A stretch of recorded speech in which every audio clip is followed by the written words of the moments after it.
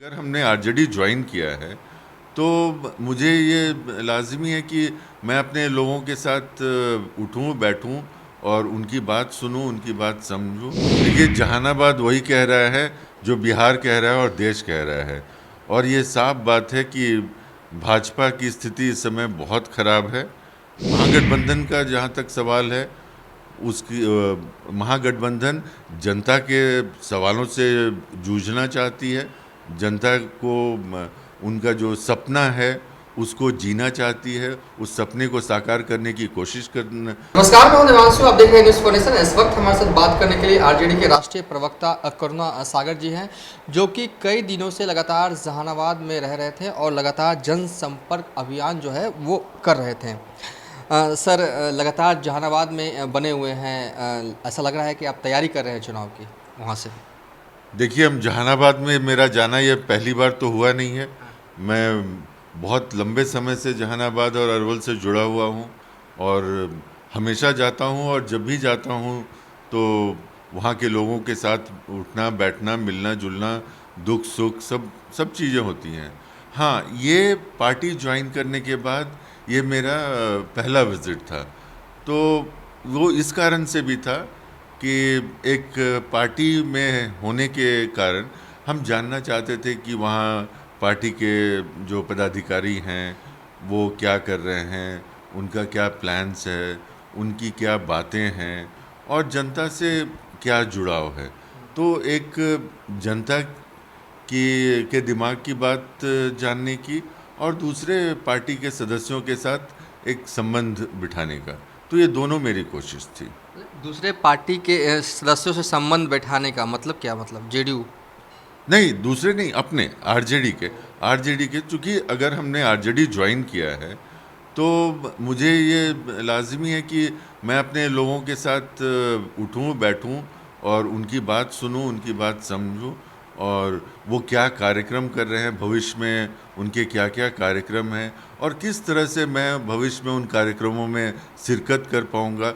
तो इस तरह से समझने की एक कोशिश थी। हाँ, ये बहुत ज़रूरी हो जाता है, लेकिन एक अहम सवाल, क्या माहौल भाव क्या है, जहानाबाद क्या कह रहा है?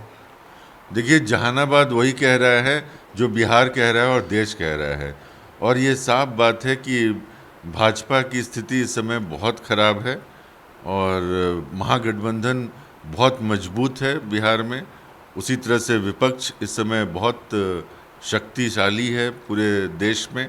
और यही बात जहानाबाद में भी मैं अलग अलग तरह के गांव में गया, जहां अलग अलग जाति के लोग रहते हैं, अलग अलग धर्म के लोग रहते हैं, और सब में एक ही चीज़ कॉमन था कि भाजपा की जो अभी की केंद्र सरकार है उसके खिलाफ एक बहुत ही स्ट्रांग एक माहौल बना हुआ है।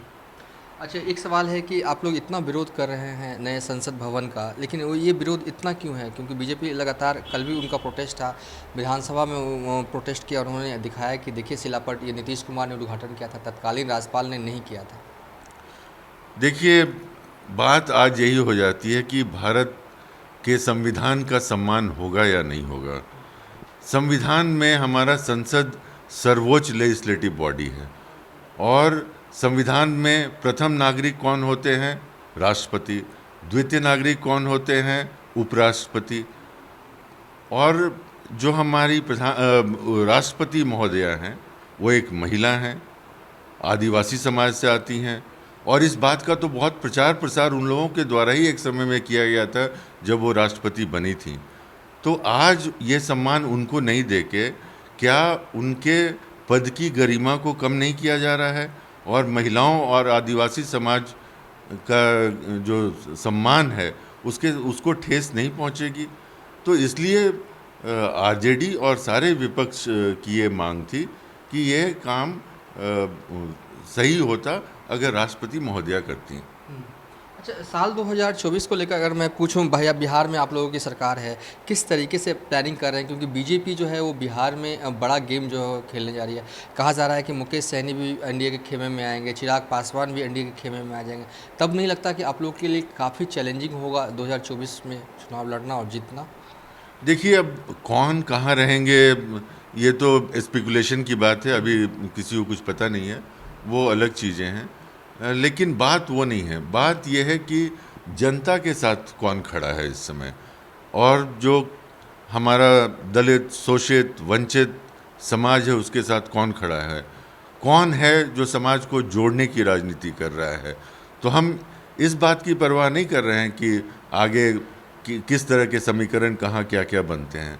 हर जो महागठबंधन का जहाँ तक सवाल है, उसकी महागठबंधन जनता के सवालों से जूझना चाहती है, जनता को उनका जो सपना है उसको जीना चाहती है, उस सपने को साकार करने की कोशिश करना चाहती है। तो यही हमारा है कि हम मजबूती से देश में जो एक विभाजक राजनीति जो चलाई जा रही है बीजेपी के द्वारा, उसको जनता तक पहुंचाएं, उसके संदेश को, हमारे संदेश को पहुंचाएं, और जनता पूरी तरह से बीजेपी को 2024 के चुनाव में नकार देगी। चलिए, ये थे करुणा सागर, आरजेडी के राष्ट्रीय प्रवक्ता। फिलहाल अभी तक के लिए इतना ही। आप देखते रहिए न्यूज़ फॉर नेशन।